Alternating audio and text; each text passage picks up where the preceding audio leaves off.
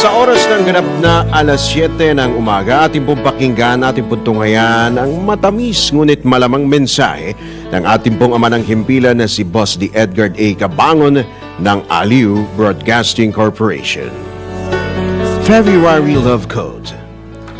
I love you means sharing the best of who and what you are to the person you say you love.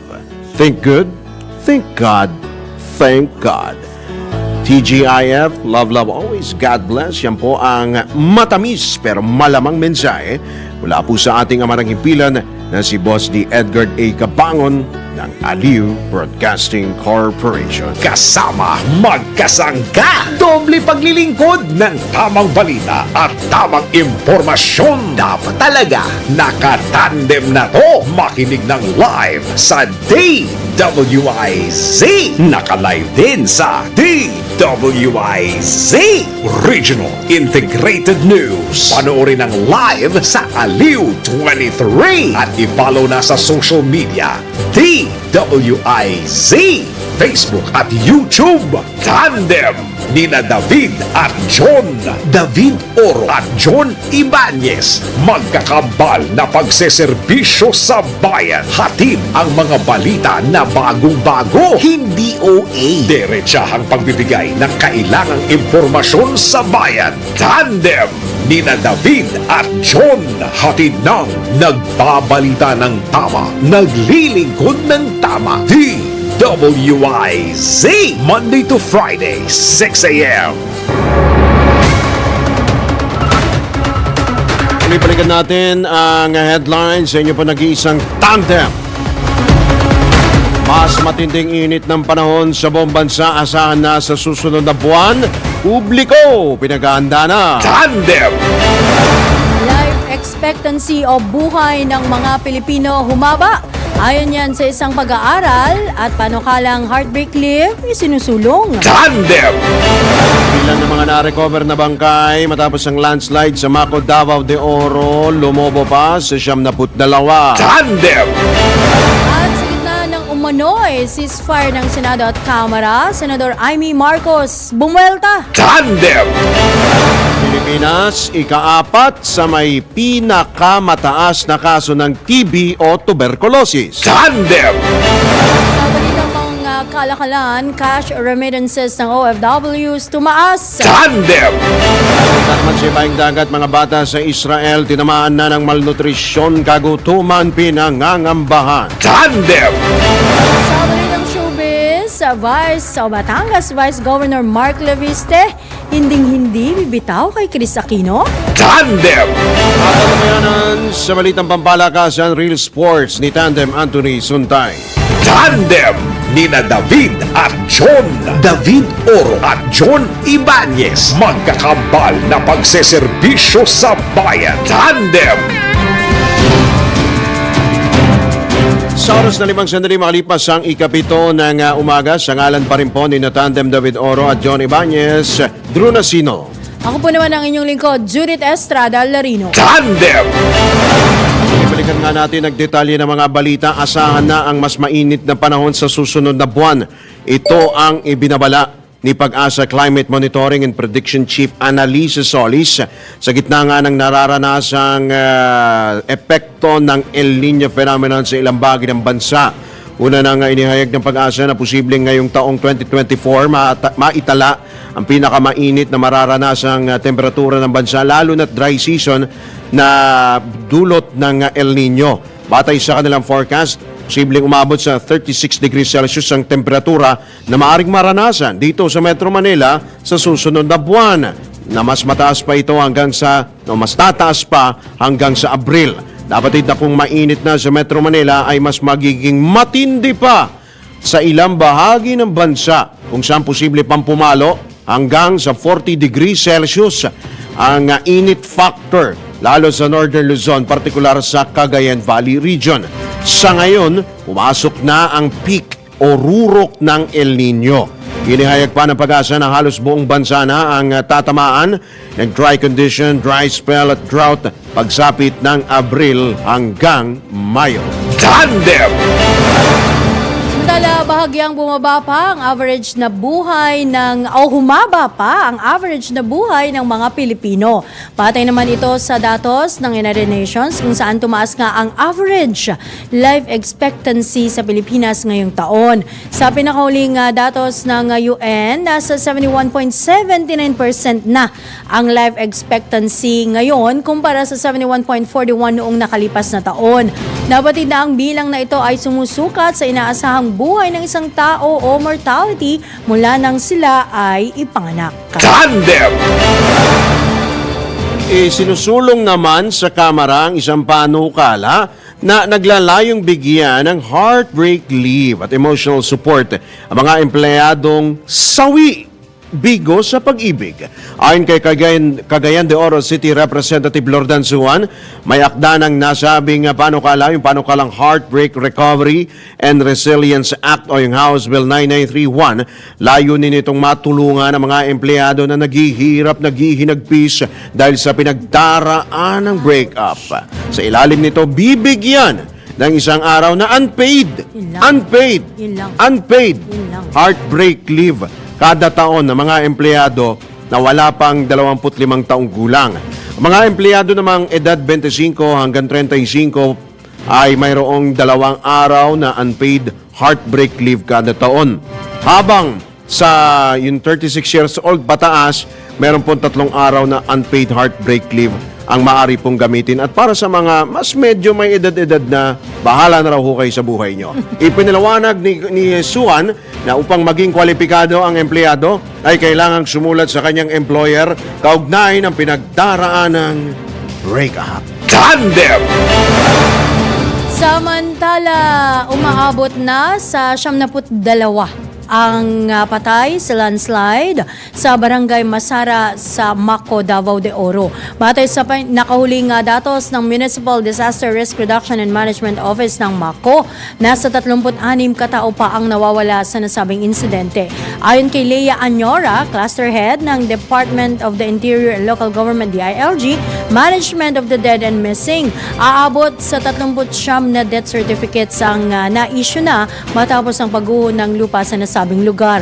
Kaugnay nito, mananatili naman ang mga tauhan ng Davao City Urban Search and Rescue 911 ng 3 pang araw sa lugar upang tumulong sa retrieval operations. Tandem! Sa iba pang paksa ng mga balita, tila hindi kontento si Senador Amy Marcos sa pinagkasunduan ni Senate President Juan Miguel Zubiri at House Speaker Martin Romualdez na tuldukan na ang bangayan ng Senado at Kamara. Sa panayam ng DWIZ, iginiit ni Senator Marcos na hindi siya kumbinsido na hihinto ito dahil hindi pa rin tumitigil ang mga kongresista sa pambabatikos sa mga senador kaugnay sa PI o People's Initiative at Charter Change. Matatanda nagkasundo sina Zubiri at Romualdez na itigil na ang hidwaan sa Kongreso sa mismong kaarawan ni Chief Presidential Legal Counsel Juan Ponce Enrile sa palasyo. Wala naman talagang away, magulo lang talagang kausap ang ating speaker dahil ilang pangako na eh. Dati sabi nila yung Resolution 6 tapos tinuloy pa rin yung PI. Ang hinihingi lang natin, konting panahon para pag-usapan kung ano yung tamang sistema ng PI at hindi katulad nito. Kaso, ang problema sa kanila, tuloy-tuloy pa rin. Anong klase, anong pinag-usapan namin yan?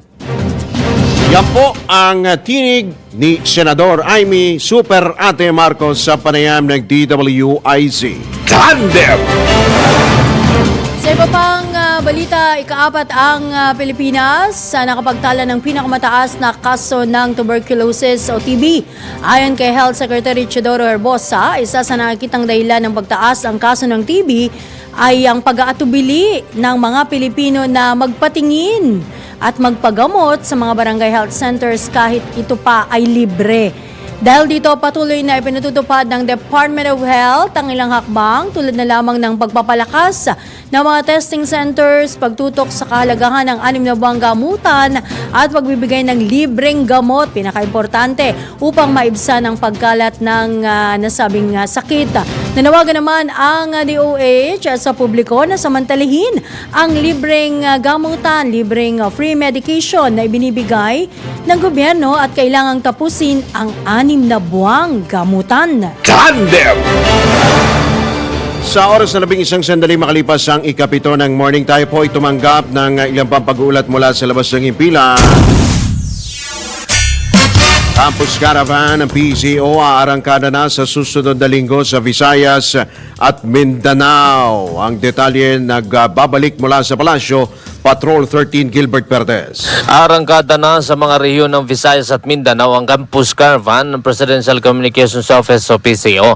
Itong sinabi sa Bagong Pilipinas ngayon ni PCO Assistant Secretary Weng Hidalgo Tida sa harap ng tuloy-tuloy na pagtataguyod ng ahensya ng Media Information Literacy Workshops at iba pang mga aktibidad para sa mga estudyante. Ayon kay ASEC Otida, sa Pebrero 19 hanggang 22 ay gagawin ng Campus Caravan sa Leyte. Sinabi ni Otida na maaari ring magabang sa Facebook page ng PCO at doon daw ay malalaman ang eksaktong lugar at mga state universities kung saan gagawin ang Campus Caravan. Bukod naman sa Media Information Literacy Workshops ay magkakaroon din ng exhibition booth, creative contest at iba pa para sa mga estudyante. Magkakaroon din ng short film making contest, songwriting contest, essay writing at iba pang mga pa-contest na gagawin at pangungunahan ng PCO. Patrol 13, Gilbert Perez para sa Himpilang May Todong Lakas. DWIZ, nagbabalita ng tama, naglilingkod ng tama. Tandem!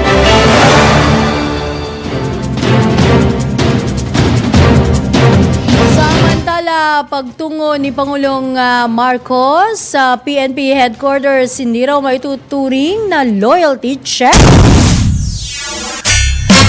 Alam natin ang kabuang report ni ni Patrol 17, Jopel Pelenio. Pinabulaanan ni PNP Chief General Benjamin Acorda Jr. ang agam-agam na isang loyalty check ang ginawang pagtungo ni Pangulong Ferdinand Marcos Jr. sa headquarters ng PNP sa lungsod ng Quezon. Ayon sa PNP Chief, hindi maituturing na loyalty check ang pagdalo ng Pangulo sa inilunsad nila na regular command conference sa Campo Crame. Sinabi ng hepe ng pambansang pulisya na kontento at naging masaya ang punong ehekutibo sa kanilang naging accomplishment. Kasabay nito, nagbigay din aniya ng direktiba ang Chief Executive na higit pang palakasin ang kanilang cyber capability at magkaroon ng kompletong communication equipment. Ito si Patrol 17 Chopel Pelenyo.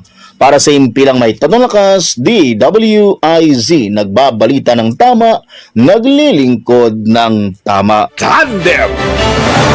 Iba pang balita, Metro Manila nananatiling ligtas sa kabila ng banta ng Red Tide.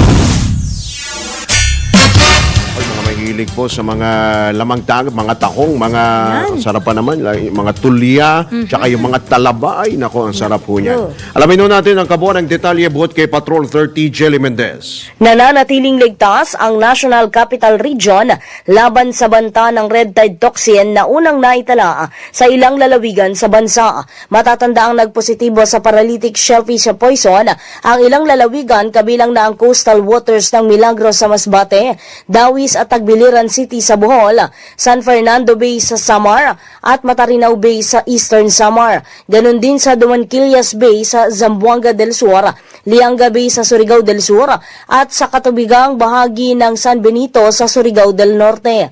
Ayon sa Bureau of Fisheries and Aquatic Resources, nagsagawa ng pagsusuri ang kanilang mga tauhan kung saan ay nagnegatibo sa red tide toxin ang Metro Manila. Gayunpaman, dapat pa ring maging alerto at iwasan ang pagbili maging ang pagkain ng mga shellfish na nagmula o hango sa mga lugar na apektado ng red tide.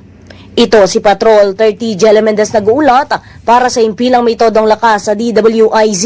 Nagbabalita ng tama, naglilingkod ng tama. Tandem!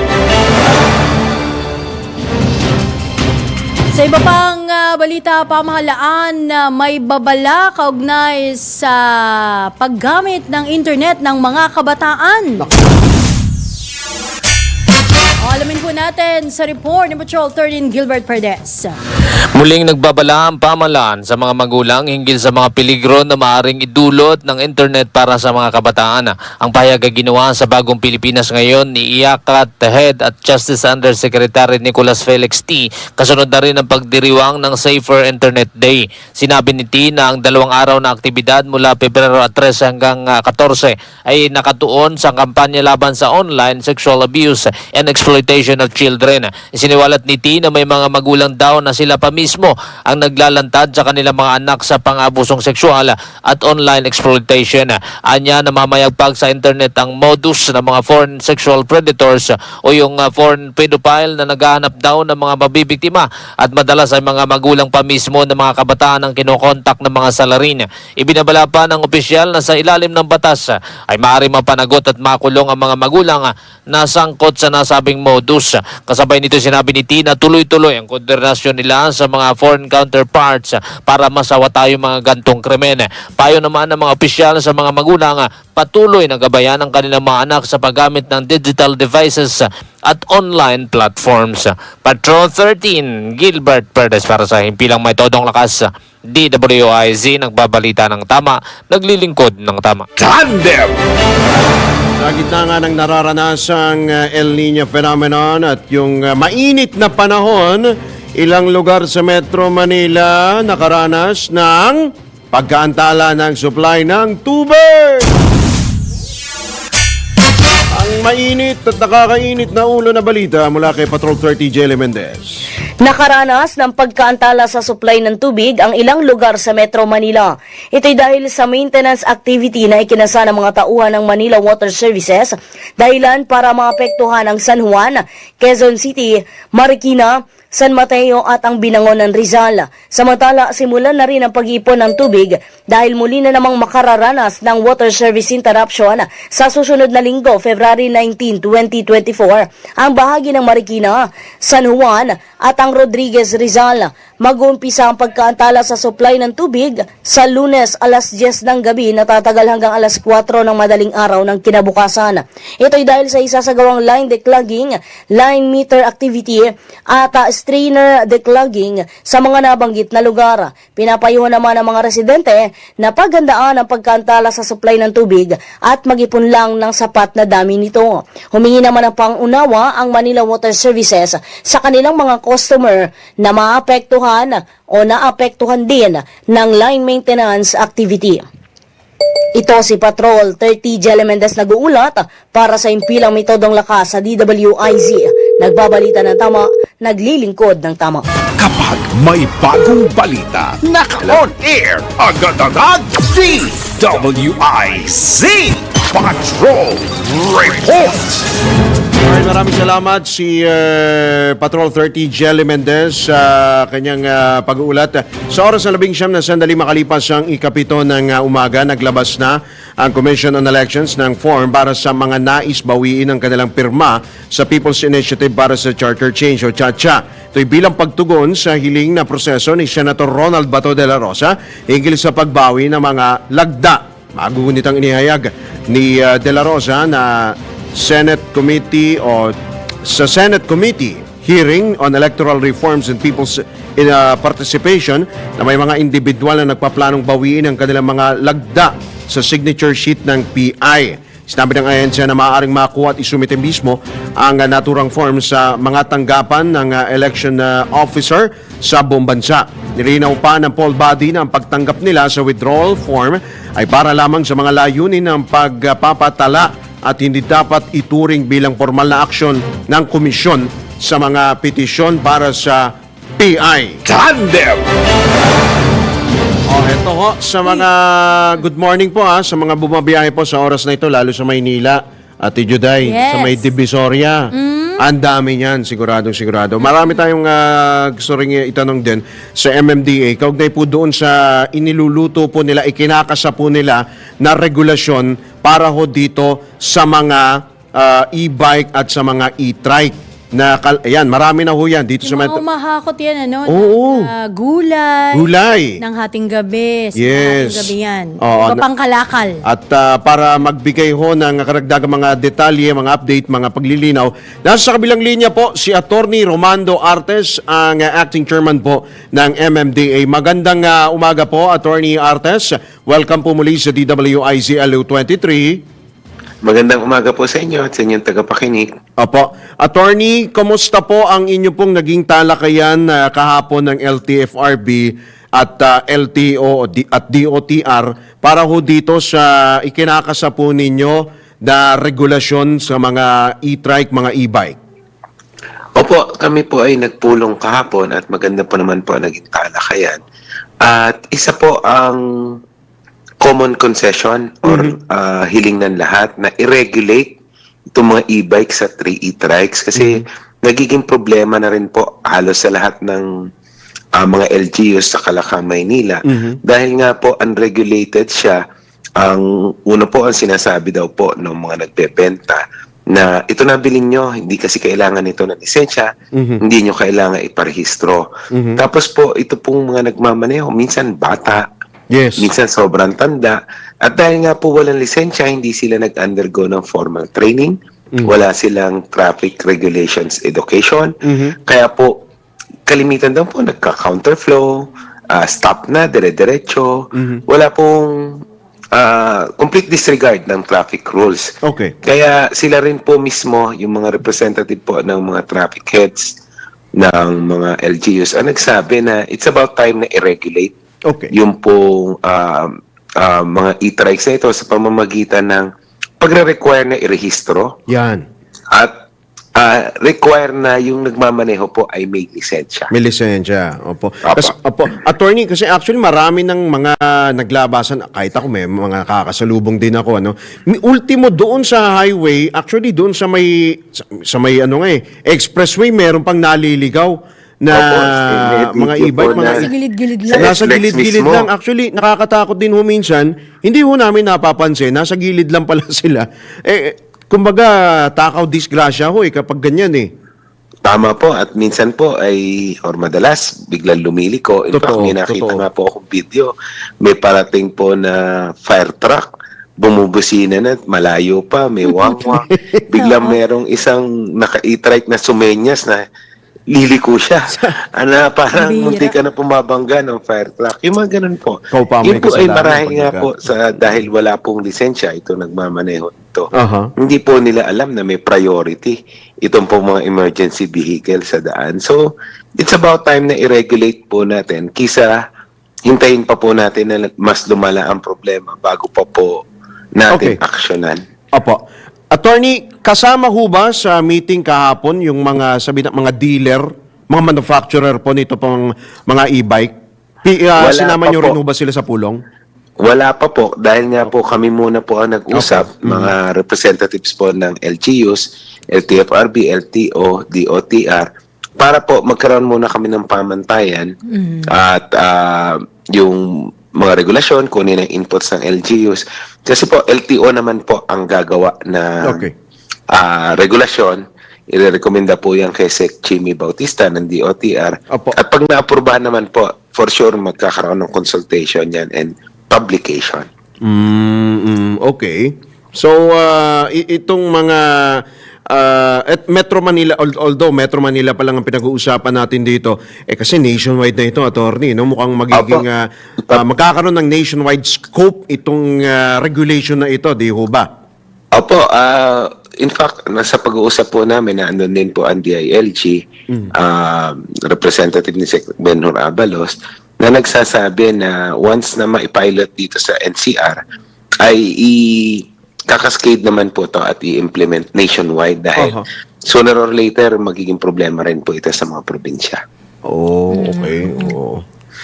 So, ito ba, attorney, yung mga driver ba, kailangan ba isa-ilalim din sila sa kumbaga training, kagaya ho ng training, di ba, kapag kukuha ho tayo ng sa driving school, kailangan napag-usapan din ho ba ninyo yon? Ayan. Kasi Apo, napag-usapan mahal, po importante ho yan yung discipline ho sa Yan. pagmamaneho. Number one yan. Number Opo. one ho yan, lalo yung mga maliit ho yung mga dala ho nila. Hindi ho sila nakikita minsan ng mga malalaki. Apo, yan po daw po ay sabi po ni Included na. Mendoza, pagkuha po ng lisensya ay Yan. i-incorporate po nila yan. Pati daw po sa training module dahil iba po yata yung handling nitong mga e-bikes at e-trikes na ito. Dahil medyo hindi po siya ganong kalapad. So yung mga safety measures po ay kanila daw pong i-incorporate sa Mabagal yun eh. pagpapakuha ng lisensya po na itong Oo mga nga. e-bikes at e-trikes na ito. Dapat lang, no? Disiplina, kailangan. Ang sikip na eh. Oo. Attorney, good morning. Si Judith Estrada Larino po ito. Attorney, ilang kami ng detalye kasi nung, kailan ba to? Nung, I think Monday or Tuesday, nagkaroon po ng EDSA busway groundbreaking ceremony dyan sa SM North EDSA. Apo, ito po yung concourse kung saan ang SM Group po ay Yes. magbibigay ng libre, sila po ang gagastos.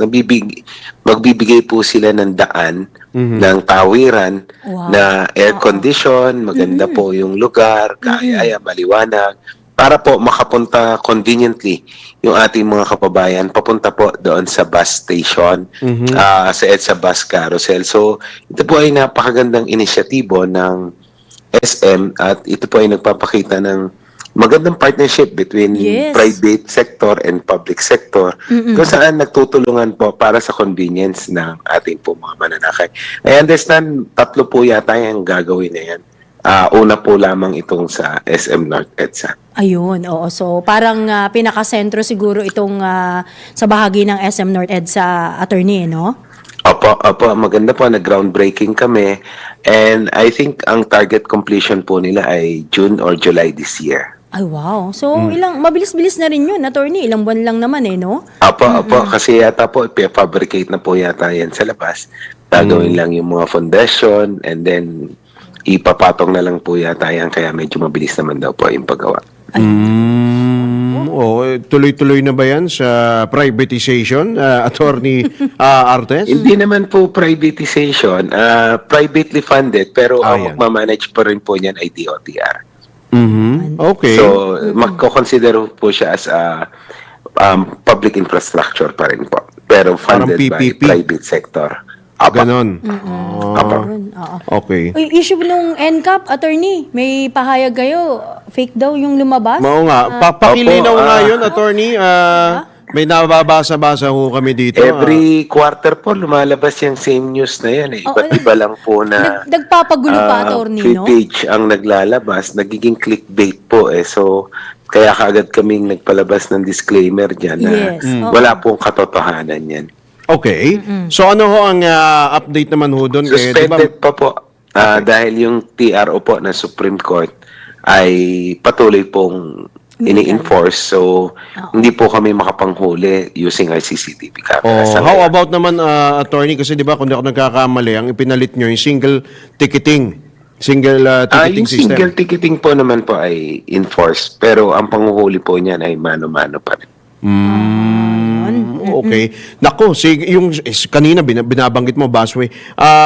Idagdag lang natin, Attorney, yung mga nahuhuli sa busway, gaano na ho ba karami? Wala na. Nabawasan na ho ba? Wala na ho Nabawasan. bang... Wala bang, yung ibang pasaway pa, Wala na attorney? ho bang, Wala bang personalidad?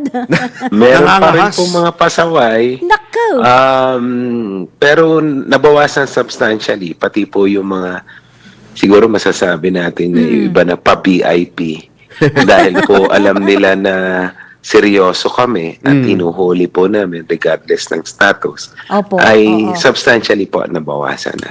Alright. Pero meron pa rin po. Meron mangilan-ngilan pa rin. Mga ilan na lang po naman. Baka makakalusot kasi, attorney, no? Ang mga ganyan, Opo. ang kukulit eh. Kahit ba may ganyang private public partnership, ano pa rin? Kumbaga mahigpit pa rin ang pagpapatupad sa yung EDSA busway, mahigpit pa rin nga babantayan yan, di ba? Opo. At patuloy hanggang gabi nga po nag-ooperate tayo kasi normally po iniisip ng ating mga kababayan na paggabi na ay wala na po nang Paggabi, wala na. Oo nga. May Kami po CCTV. ay patuloy na nanguhuli dahil mas delikado nga po sa gabi dahil Totoo. may Oo, totoo. pagkakataon na baka hindi nyo mapansin na Opo, biglang oo. naglalabas-masok Right. dito po sa ating busway. So, nag-ooperate pa rin po kami kahit gabi. Okay. Sige po, attorney, at hindi na muna namin kayo balakin at batid namin na kayo ay busy-busy. Marami kayong ginagawa sa baka MMD. may paalala. Baka may mga panawagan ho kayo, mga gusto hong ipaalala sa atin ng mga motorista, lalo ho, Lalo sa mga pasaway. mga pasaway. Opo, Matindi ho sa ating po traffic, mga eh. motorista, dapat po sumunod po tayo sa mga batas trapiko dahil yung po mga aksidente at yung pong mga pagkasira ng ating sasakyan ay nagkakos din po ng traffic. So, mag-ingat po lagi, magdala po ng mahabang pasensya at magbigayan po tayo sa daan. Yun lang po at magandang araw po. Salamat po, Attorney Romando Attorney, Artes. ingat po. Thank you po, ingat po kayo. Yan. Tatanungin ko sana, Attorney, hindi ho ba kayo natatraffic din? Siyempre natatraffic naman si attorney, no? O attorney Artes. Kaya lang sumusunod siya sa mga panuntunang pang-trapiko. Naman. Diba? Dapat naman sumunod tayo lahat eh.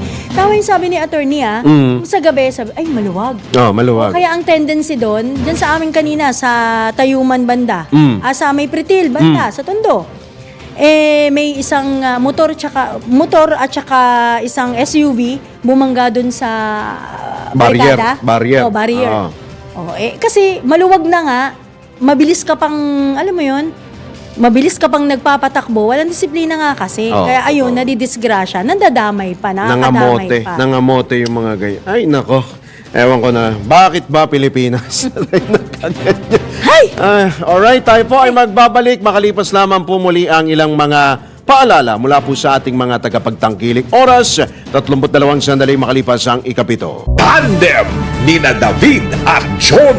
David Oro at John Ibanez. Magkakambal na pagseserbisyo sa bayan. Tandem! Tayo sa mga mainit at malalaking mga balita dito sa Friday edition ng Tandem. Sa oras na alas 7:38 ng umaga, bumuo ng isang koalisyon ang ilang religious at civic organizations laban sa pagtatangkang amendahan ang 1987 Constitution. Ayon sa koalisyon laban sa Chacha, hindi malulutas ng Chacha ang mga problema ng bansa gaya ng sinasabi ng mga nagsusulong nito. Kabilang sa mga founding members, sina Senador Risa Hontiveros, Kidapawan Bishop Jose Colin Bagaforo, Bishop Junel Milan ng K4 Philippine Intercessors Movement, ngayon din si Caritas Manila Executive Secretary Father Antonio Labiao, at itong si Ging Quintos Deles ng Buhay ang EDSA Campaign Network.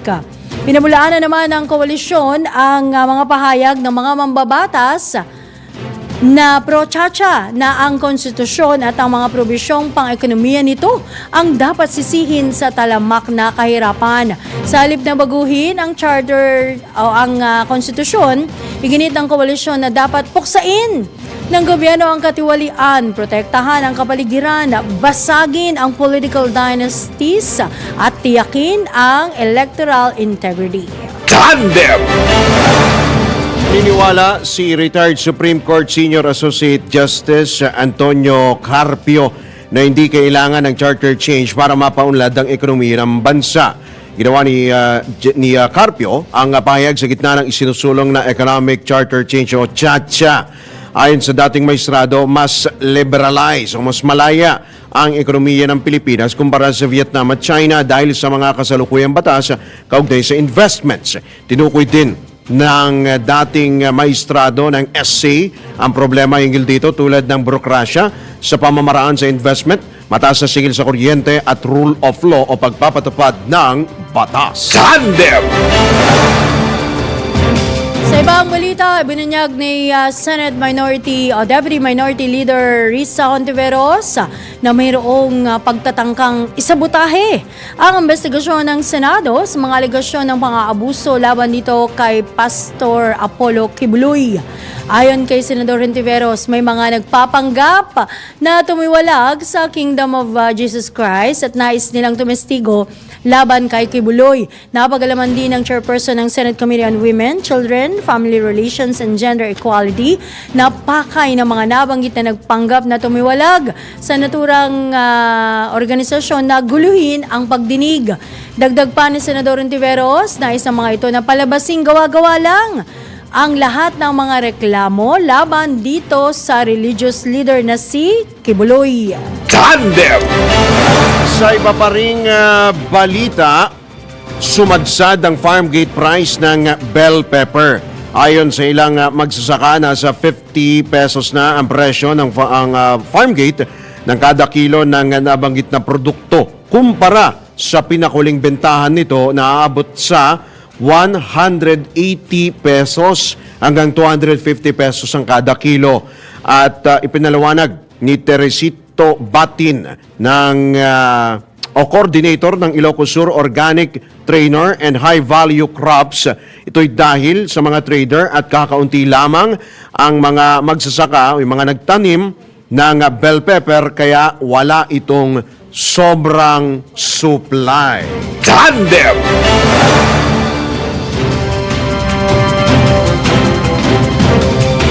Samantala, bagyang bumaba ang presyo ng bigas sa ilang pamilihan sa Metro Manila. Dito sa bahagi ng Marikina Public Market, umaabot na lamang sa 55 pesos kada kilo ang fancy rice o old rice at 66 pesos kada kilo naman ang pinakamahal o magandang kalidad nito. Habang nasa 55 pesos hanggang 59 pesos ang kada kilo ng special rice, 52 pesos hanggang 54 pesos ang premium rice at 58 pesos na lamang ang presyo ng kada kilo ng brown rice. Bukod dito, nagbaba na rin ang presyo ng binibentang premium rice ang ilang tindahan dyan sa QMart sa Quezon City kung saan naglalaro na lamang sa 55 pesos kada kilo na dating 56 pesos bawas ng piso hanggang 57 pesos o hanggang 2 piso pang binawas. At nananatili namang 54 pesos ang presyo ng well-milled rice. Sa Agora Public Market sa San Juan City, makakabili na ng 50 pesos kada kilo ng well-milled rice mula sa dating 52 pesos. Paliwanag ng ilang nagtitinda ng bigas, bumaba rin ang kuha nila sa kanilang supplier dahil sa pagsisimula nga ng anihan sa Central Luzon. Tandem! Kung may bumaba, meron naman pong tumaas presyo ng itlog. Sa ilang pamilihan sa ano naman ito? Presyo ng itlog. Ang itlog nila sa ilang pamilihan sa Metro Manila lalo pang tumaas. Bakit kaya, Patrol 30 Jelly Mendez? Patuloy sa pagsirit ang presyo ng itlog sa ilang pamilihan sa Metro Manila. Sa pag-iikot ng DWIZ sa Marikina Public Market, pumalo na sa 6 pesos ang dating 5 pesos sa kada piraso ng small size egg. Nasa 7 pesos naman hanggang 7 pesos at 50 centavos ang kada piraso ng medium size egg, habang naglalaro sa 8 pesos hanggang 9 pesos ang kada piraso ng large size egg. Pumapalo naman sa 170 pesos hanggang 180 pesos ang kada tray ng small size na itlog. 200 pesos hanggang 210 pesos naman ang kada tray ng medium size na itlog, habang nasa 220 pesos hanggang 240 pesos naman ang per tray ng large size egg. Para naman sa mga nagtitipid, may mga ibinibenta din ng mga egg vendor na tatluhan o yung tinatawag na 3 piraso ng small size na itlog sa halagang 17 pesos. 20 pesos naman hanggang 23 pesos naman ang kada 3 piraso sa medium size, habang 25 pesos ang kada 3 piraso ng large size nito. Iginit naman nagtitinda ng itlog na mas malulugi at wala silang kikitain kung kanilang ibababa ang presyo ng itlog dahil na rin nakadepende lang sa ang presyo nito sa kanilang mga supplier.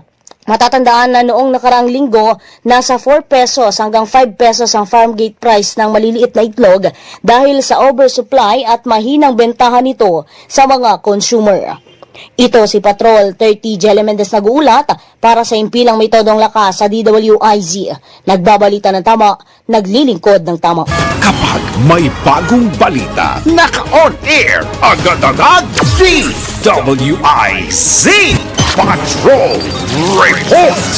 Bago na tayo magbigay daan sa ilang paalala, Tandem, nagtataka lang ako, bakit tumataas? Pero nung nakausap naman natin si review, si Francis Oyehara. ng PEBA, Oo. may oversupply daw. Oo, kaya nga muri. 'Di ba? Kaya nga sabi panregalo nyo na lang daw eh. Ngayong Di ba? Yun itong nakalipas sa Valentine's, ano? Dahil natapos ng Valentine's, balik Pass ulit sa... agad? Ano? Lo, Ala, kung basagin na kaya natin yung presyo. anak nang. Ay, nako, ano ba nangyayari sa mga itlog natin, sa mga itlog nyo? Go-to food pa naman. Naman, hindi tayo nawawalan ng Yes, itlog sa bahay. Anong almusal, tanghalian, mag-itlog Itlog. ka na lang muna bago kayo mag-buffet. Diba?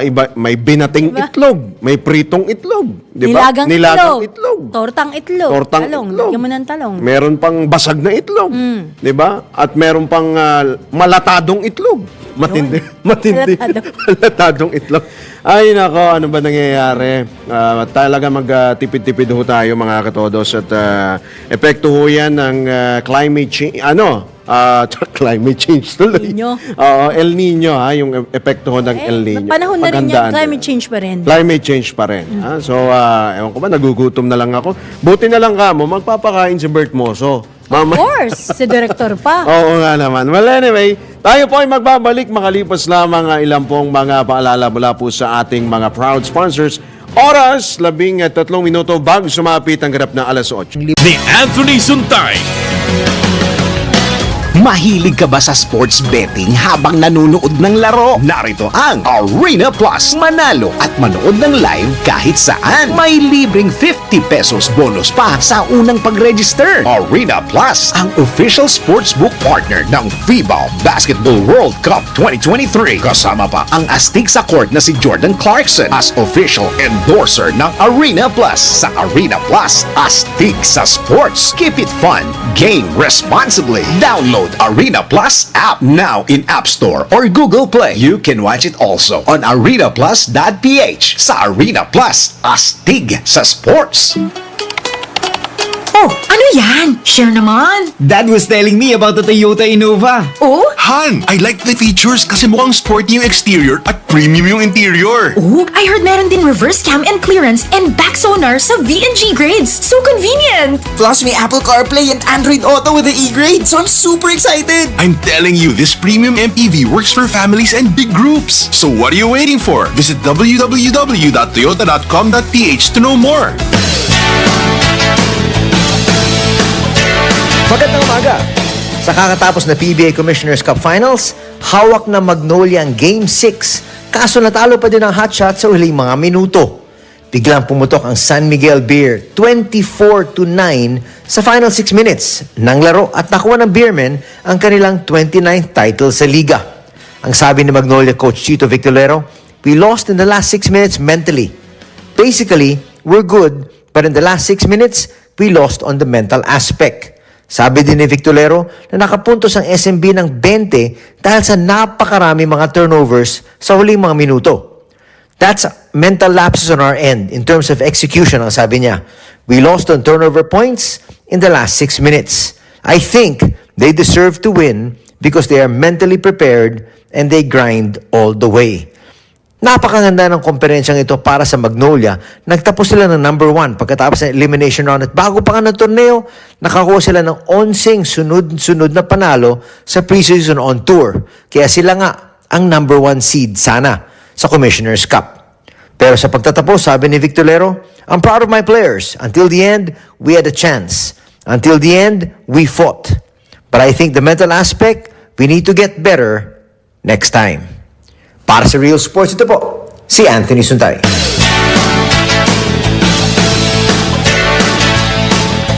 Sa wakas, nandito na ang pinakaabangang Paskong panalo ng Clean Fuel. Gas up worth 1,000 pesos of fuel products, single or accumulated receipt, and get a chance to win a brand new Toyota Raze, Vespa motorcycle, 1-year free fuel, and many more. But wait, there's more! Sa kada karga tuwing Sunday, simula ng promo, may Sunday double your raffle entry ka pa. Kaya mag-download na ng bagong Clean Fuel Rewards app. Dahil sa bawat karga mo, siguradong panalo ka. Promo period, November 10, 2023 to Feb 22, 2024. Per DTI Fair Trade Permit Number, FTB 179864, Series of 2024. Mula sa Photon, ang malakas at dumadagundong na Photon Thunder Pickup. Mapapalingon ka sa tikas at porma. Photon Thunder Pickup, malakas na, matipid pa. May reverse camera, touchscreen infotainment at electronic parking brake, leather seats at alloy wheels. Ang starting SRP ay 980,000 pesos only. Punta na sa pinakamalapit na Photon dealership o mag-message sa Photon Philippines Facebook page para sa iba pang detalye. Photon Motor Philippines, 16 years of empowering the Filipino business. Mukhang kailangan ko na naman palitan ng bubong ko, pare. Mag-iisang taon pa lang yan. May tulo na kagad. Ay, bossing! Baka naman kasi hindi matibay yung ginamit nyo. Dapat ang gamitin mo ay Cherry Loom, ang yerong aluminum. Basta yero, Cherry Loom. Tibay protektado sa pangmatagalang yero. Real Sports ni Anthony Suntay sa DWIZ 882. Tandem! Balitang pangkalakalan. Tumaas ang cash remittances ng mga overseas Filipino workers noong December ng nakaraang taon.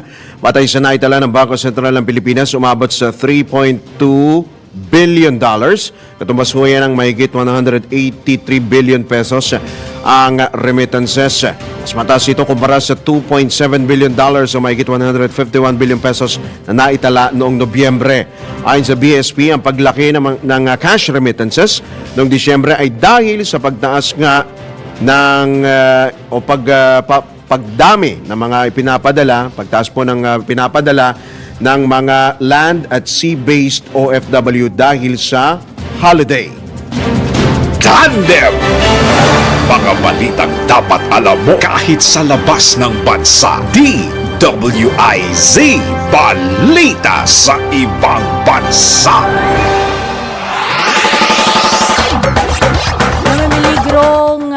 Namimiligro na raw ang buhay ng mga Israeli dahil dito sa kagutuman bunsod nga ng nagpapatuloy na kaguluhan sa pagitan ng Israel at ng Hamas. Ayon kay Dr. Mohamed Abu Sultan, halos karamihan sa mga bata ay tinatamaan na ng malnutrisyon dahil sa kakulangan ng supply ng pagkain. Nabatid na karamihan sa mga Israeli ay nag-aabang na lamang ng lutong pagkain mula sa Charity Kitchen. Gumagawa na rin ng hakbang ang pamahalaan ng Israel para sa mga residente ng Hilagang Kanluran sa Gaza upang mabigyan ng kaukulang tulong at sapat na supply ng pagkain. Tandem!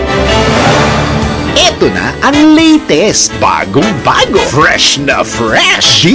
DWIZ Showbiz News. May dagdag lang natin 2.3 million na mga Palestino po ang apektado po ng tinatawag na famine o kagutuman dyan po yan sa Israel. Ang pinaka-apektado po ay yung mga Palestino. At yung bakbakan po umabot na po sa 27,000 ang patay sa magkabila pong panig. So affected Palestinians and even Israelis. Even Israelis. So, pero mas marami sa side ng Palestinian. So yan po ang malinaw. Sa showbiz, game na ibinahagi ni Batangas Vice Governor Mark Claviste, mark my word, nakasama niya si Queen of All Media, Chris Aquino sa Los Angeles, Lagi California, naman siya diba? US of A. Baka ano kaya ma-chika ni John Ibanez sa ating pag-uwi. Sa kanyang Instagram stories, ipinakita ni Vice Governor Mark ang ilang litrato ni na Crizzy at anak na si Bimby habang may panayamang nabanggit na aktres sa programa nito kay ni Tito Boy Abunda. Fast talk. Yes, nasa Estados Unidos ngayon si Cristeta upang magpagaling sa kanyang autoimmune condition, kabilang na po ang lupus. Matatandang nag-break di umano. Pero magkasama sina Leviste at Crizzy noon pang Nobyembre, pero magkasama pa rin ho sila ngayon. Tandem! May side comment talaga. Love is lovelier the second time around ba yun? Syempre naman. Isa kasi si Crizzy. Kaka-birthday lang ni Crizzy. Madam Chris. Diba? Talagang sino ba naman ang hindi pupuntahan? Uy, habol na natin to. Sige. Good news. Kinilala ng Japanese government ang Pinay chef at culinary instructor na si Reggie Aspiras. Magaling naman talaga ito, no? Dahil sa kanyang kontribusyon na maipakilala ang mga mga pagkain ng Japan sa Pilipinas. Ibinigay mismo ni Japanese Ambassador to the Philippines, Kazuhiko Koshikawa, ang komendasyon kay Aspiras dahil sa mga initiatives nitong maipalaganap sa mga Pinoy ang Japanese cuisine. Ipinakilala rin kasi ng Pinay ang mga masasarap at mga tampok na pagkain ng Pilipinas sa Japan.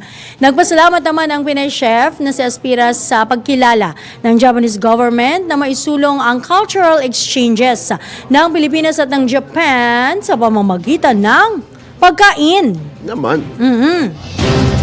Alright, at tayo po ay pansamantalang nagpapaalam dito pa rin po sa inyo po nag-iisang tandem. Maraming salamat po sa ating mga nakasama sa News Center at sa ating mga suking taga-subaybay. Batiin lamang ho muna natin happy birthday daw kay Maximo Orimbay. Happy birthday in heaven. Tatay po yan ang ating po kasamang communication assistant si Miss Yasmin Pantaleon. At happy birthday din kay Patrol 3, Birth Your Honor Moso. Hanggang sa susunod na linggo yan. Director, happy birthday! Hanggang sa susunod na taon. Hanggang sa susunod. Linggo. Happy birthday, Patrol 3 Bert Moso. At sa lahat ng mga nagdiriwang ng kanikinalapong kaarawan ngayong araw. At sa ngalan po, Nina Tandem, David Oro at John Ibanez, kami po yung mga nakasama, Bruno Sino. Ako naman po ang inyong lingkod, Judith Estrada Larino. Nagbabalita ng tama. Naglilingkod ng tama. Susunod na ang Karambola. Bye! Happy weekend! Balita at impormasyon magkasama, magkasang